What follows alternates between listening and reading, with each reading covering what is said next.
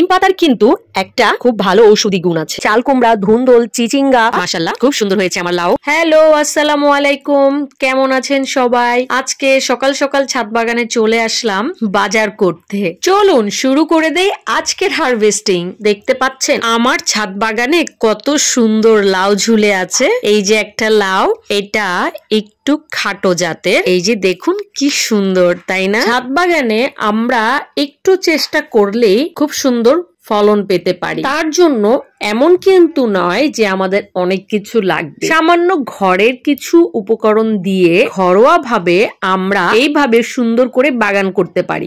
এইদিকে এই যে এটা কিন্তু অন্য জাতের একটা লাউ গাছ, এটা আমি বীজ থেকে করেছি। দেখুন কতটা লম্বা, মাশাআল্লাহ খুব সুন্দর হয়েছে আমার লাউ। এই বছর ছাদ বাগান থেকে আলহামদুলিল্লাহ অনেকগুলো লাউ খেয়েছি, সবগুলো শীতের লাউ ছিল। এখন যেহেতু ফেব্রুয়ারি মাস এসে পড়েছে, আপনারা যারা এখনো লাউ গাছ লাগাননি তারা চাইলে এখন 12 মাসই লাউ গাছটা লাগাতে পারেন। ফেব্রুয়ারি আর মার্চ মাস, এই 2 মাস সবচেয়ে উপযুক্ত সময় ঝিঙের বীজ বপন করা। ছাদ বাগানে যে কোনো বীজ বা চারা রোপণের জন্য সবসময় আপনারা হাইব্রিড জাত বাছাই করে নেবেন। যেহেতু ছাদ বাগানে আমাদের অনেক বেশি মাটি নেই, এখানে আমাদের টবের মধ্যে অল্প জায়গায় গাছ করতে হয়, তাই বীজটা আমরা হাইব্রিড জাতের নিলে খুব সহজেই ফলন পেতে পারি। এই সময় আমরা আরো লাগাতে পারি চাল কুমড়া, ধুন্দল, চিচিঙ্গা, বরবটি, শসা, টমেটো, বেগুন, ঢেঁড়স, কাঁচামরিচ। আর যারা আমরা তরমুজ লাগাতে চাই, এই সময়টাই কিন্তু তরমুজের বীজটা আমরা বপন করে দিতে পারি। তবে অবশ্যই ছাদ বাগানের জন্য আমাদেরকে ভালো কোম্পানির বীজ নির্বাচন করতে হবে। আমরা যে কোনো ভালো কোম্পানির বীজ বাগানের লাগাতে পারি, যেমন ইস্পাহানি, লাল তীর, মাল্লিক সিড, এইসব কোম্পানির বীজের ফলনটা খুবই ভালো হয়। এই বীজগুলো শোধন করা থাকে, ফলে আমরা সহজেই বীজ থেকে চারা তৈরি করতে পারবো। আর এইসব বীজের রোগ প্রতিরোধ ক্ষমতাও অনেক ভালো থাকে। তবে খেয়াল রাখতে হবে, যে কোনো শীতের বীজ আমরা যদি গরমে লাগিয়ে দেই, তখন যত ভালো কোম্পানির বীজই হোক, সেটা কিন্তু আমাদের ভালো কোনো ফল দিবে না। এখন আমরা এই যে এগুলো হচ্ছে শীতের টমেটো, এগুলো শীতের সময় ভালো হয়। আর আমি যদি গরমে এই টমেটো চাষ করতে চাই, তখন কিন্তু আমাকে গরমের জন্য অন্য জাতের বীজ সিলেক্ট করতে হবে।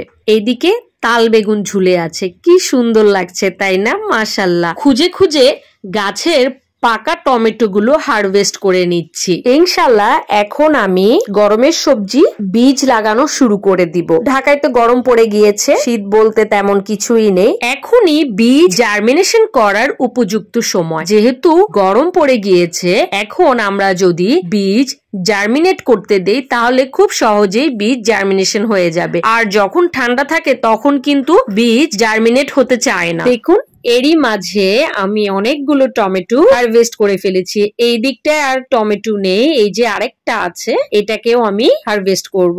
আজকে অনেকগুলা টমেটোই আমি ছাদ বাগান থেকে পেয়ে গেলাম, সাথে 2টা লাউ, 2 জাতের 2টা লাউ। আলহামদুলিল্লাহ, এই প্রাপ্তিটা কতটা ভালো লাগা যারা ছাদ বাগান করেন তারাই একমাত্র এর মূল্যটা বুঝেন। আজকে কিছুটা সিম হারভেস্ট করে নিব। এই যে ভিতরে কিন্তু অনেক সিম বড় হয়ে গিয়েছে, তো আমি একটু একটু করে তুলে নিব। যেহেতু গরম এসে যাচ্ছে, কিছুদিনের ভিতরেই সিম গাছটা কিন্তু নষ্ট হয়ে যাবে, তাই আমি এখান থেকে কিছু সিম রেখে দিব বীজের জন্য। আল্লাহ বাঁচিয়ে রাখলে সামনের শীতে যেন আমি আবার সিম গাছ লাগাতে পারি। সিম পাতার কিন্তু একটা খুব ভালো ঔষধি গুণ আছে। আপনারা জানেন কিনা জানি না, যাদের চুলকানির সমস্যা আছে, অনেক দিনের চুলকানি কোনোভাবেই যায় না এবং কোনো প্রকার কোনো ঔষধ বা কোনো ক্রিমেও যায় না, যে কোনো মলমেও যায় না। হয়তো অনেক অনেক ডাক্তার দেখিয়েছেন, অনেক ট্রিটমেন্ট করেছেন, কিন্তু কোনোভাবেই কিন্তু এ থেকে মুক্তি পাওয়া যায় না।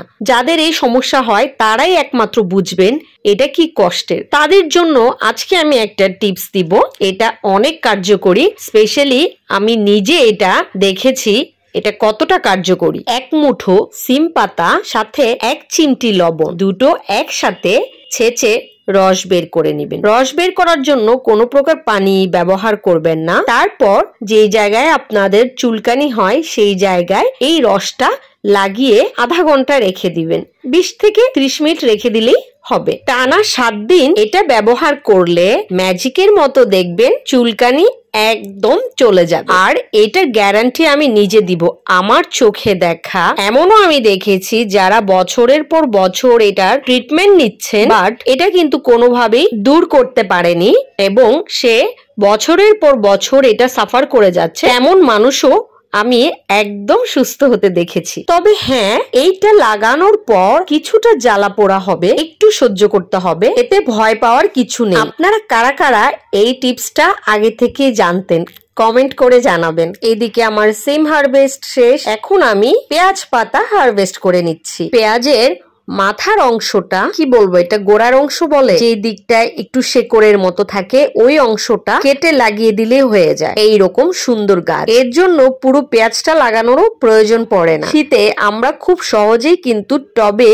এইরকম করে পেঁয়াজ লাগাতে পারি, তাতে খুব সহজেই এইরকম পেঁয়াজ পাতা টব থেকে আমরা তুলতে পারবো। আজকে আমার ছাদ বাগান থেকে অনেক কিছুই হারভেস্ট করলাম, আর এইগুলো কিন্তু আমি একা খাবো না। আজকে আমি শুধু একটা লাউ নিজের জন্য রাখবো, আর সব কিছু আমি একজনকে গিফট করে দিব। সত্যি বলতে ছাদ বাগান থেকে যাই পাই সেটা নিজে খেয়ে যতটা না আনন্দ পাই, তার চেয়ে বেশি ভালো লাগে যদি এটা কারোর সাথে শেয়ার করে খেতে পারি। আমার ভিডিওগুলো আপনাদের কাছে কেমন লাগে কমেন্ট করে জানাবেন। ভালো লাগলে ভিডিওটি লাইক করে দিবেন, চ্যানেলটা সাবস্ক্রাইব করে দিবেন, আর সব সময় ইরাজ গার্ডেনের পাশেই থাকবেন। এখন আমি কিছুটা লাউ শাক আর কুমড়ো শাক তুলে নিব। এই যে আজকের হারভেস্ট আমার শেষ। দেখুন এখানে লাউ শাক আছে, কুমড়ো শাক আছে, টমেটো আছে, 2টা লাউ আছে, পেঁয়াজ পাতা আছে, সিম আছে। আলহামদুলিল্লাহ আলহামদুলিল্লাহ